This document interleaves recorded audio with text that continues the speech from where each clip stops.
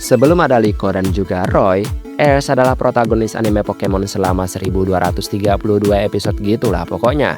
Sepanjang petualangan epiknya, Ash memiliki lebih dari 80 Pokemon berbeda yang ia tangkap, yang dimana ia ganti-ganti di dalam timnya saat berpindah antar wilayah gitu. Tentu saja nggak mungkin bagi penulis anime untuk memberikan setiap Pokemon Ash ini waktu tayang yang sama ya kan.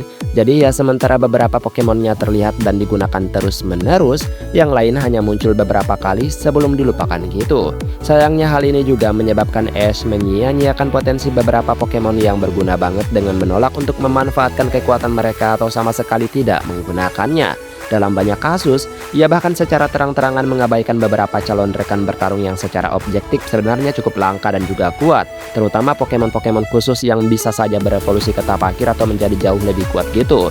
Dan aku menyiapkan beberapa pilihanku, jadi ya tunggu apa lagi, mari langsung saja kita masuk ke daftarnya. Let's go! Gible. Sejak kemunculannya, Gible membuktikan bahwa ia termotivasi untuk menjadi jauh lebih kuat. Bahkan ia ini ya berusaha banget untuk mencari cara yang efektif untuk menggunakan Draco Meteor gitu. Ya meskipun hal ini juga sebenarnya memberikan Ash dan juga Gible banyak waktu untuk menjalin ikatan gitu. Awalnya hal itu juga digunakan sebagai lelucon doang ya.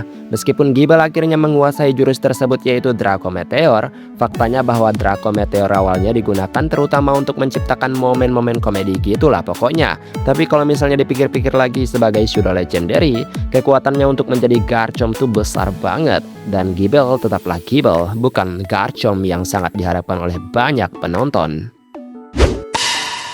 Bayleef. Ash bertemu Chikorita di wilayah Johto, dan ia langsung terbukti sebagai petarung yang tangguh banget. Ya meskipun memang kalah tipe, tapi Chikorita ini nggak bisa diremehkan. Dia ini ya cukup berusaha lah untuk melawan Pokemon lainnya. Ia juga satu-satunya Pokemon wilayah Johto yang dievolusikan oleh Ash. Ya meskipun memang Ash hanya mengevolusikannya hingga tahap kedua yaitu menjadi Bayleef. Namun Ash dan juga Bayleef masih memiliki perbedaan pendapat gitu, yang tentu saja ya akan menyia-nyiakan sebagian potensi Bayleef tersebut. Sebenarnya kalau berevolusi menjadi Meganium ya mungkin akan sangat menakjubkan. Apalagi ya Ash ini kayak jarang banget gitu ngevolusikan Pokemon tipe Grass gitu. Pignite. Sebagai evolusi kedua dari 3 evolusi gitu, Pignite adalah Pokemon lain yang seharusnya Ash kembangkan suatu saat nanti. Ya meskipun nggak akan pernah terjadi ya kan.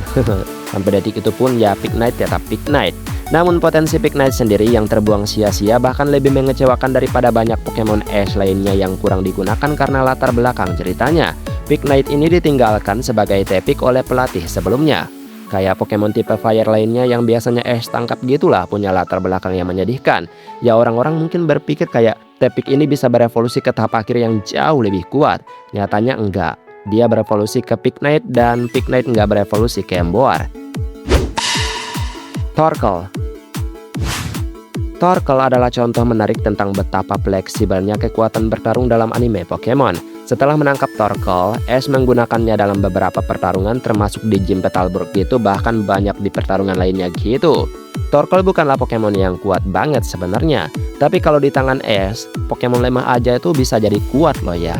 Dan Torkoal ini punya potensi yang sangat-sangat besar. Tapi itu tadi, dia terbuang sia-sia. Scraggy. Dalam sebuah episode, Ash mendapatkan telur Pokemon gitu. 5 episode kemudian, telur tersebut menetas dan dengan cepat memberikan dampak dengan memulai perkelahian dengan beberapa Pokemon Ash lainnya. Dan ternyata, telur tersebut melahirkan Scraggy.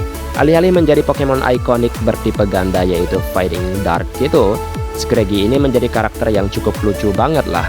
Ia ini jarang digunakan dalam pertempuran dan kalah dalam pertempuran yang diikutinya gitu. Hampir nggak ada menangnya. Sebenarnya kalau dipikir-pikir ya, potensinya nih besar banget. Apalagi dengan Fighting Dark tersebut, ya tipe yang cukup langka bagi Ash itu sendiri. Buizel. Buizel adalah salah satu Pokemon yang paling terlupakan dan diabaikan dalam sejarah franchise Pokemon. Alasan utamanya adalah Buizel awalnya ditangkap oleh Dawn, yang kemudian memberikan Pokemon tersebut kepada Ash ketika jelas bahwa Buizel ingin belajar bertarung jauh lebih kuat. Dan bisa dibilang Buizel ini adalah salah satu kesempatan yang paling disia-siakan Ash. Kekuatan awalnya menunjukkan bahwa ia memiliki potensi untuk menjadi jauh lebih kuat dan mungkin bakalan ikonik banget. Torterra. Torterra adalah contoh fantastis bagaimana evolusi seringkali bisa menjadi penurunan level dalam anime Pokemon. Dan Turtwig ini merupakan bagian penting dari tim Ash selama Diamond and Pearl tersebut. Dan ia muncul dalam 5 pertarungan gym gitu, dan ya rata-rata sebenarnya dia menang gitu. Walaupun dia masih kecil atau tahap pertama, tapi kekuatannya nggak bisa diremehkan pada masa itu. Jadi orang mikir ya kayak Turtwig nanti berevolusi jadi Torterra itu pasti kuat banget. Tapi ternyata saat ia berevolusi menjadi Grottle, ia malah jadi lelucon. Dan itu lebih parah lagi saat menjadi Torterra, karena ternyata Torterra nggak yang kuat banget. Unfezant.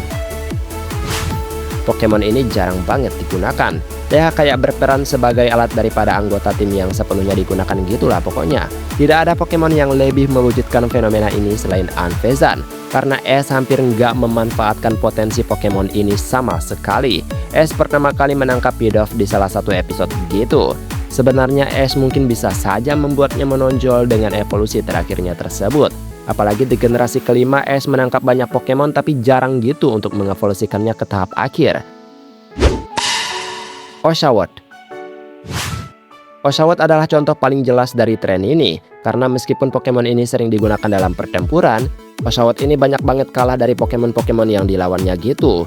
Kayak dia keluar juga untuk bertarung nggak yang jadi kuat-kuat banget gitu. Tapi kalau dipikir-pikir ya kan, Oshawott kalau misalnya dievolusikan ke tahap akhir yaitu Samurott, yaitu Pokemon andalan di generasi kelima yang mungkin bakalan jadi ikonik banget pada masa itu. Primeape. Ash jarang menggunakan Pokemon tipe Fighting dari wilayah Kanto secara maksimal, dan Primeape adalah contoh terbaik dari fenomena ini. Dalam episode debutnya, Primeape ini menunjukkan kekuatannya dengan mengalahkan beberapa manusia tanpa kesulitan sedikit pun. Namun setelah ditangkap oleh Ash tidak menggunakannya dalam pertempuran. Tapi akhirnya juga Primeape ini dilepaskan, atau bukan dilepaskan sih, kayak diberikan ke orang gitu untuk melatihnya menjadi jauh lebih kuat. Primeape sendiri juga udah kuat ya, apalagi dengan Ash yang memang selalu bertekad untuk menjadi jauh lebih kuat.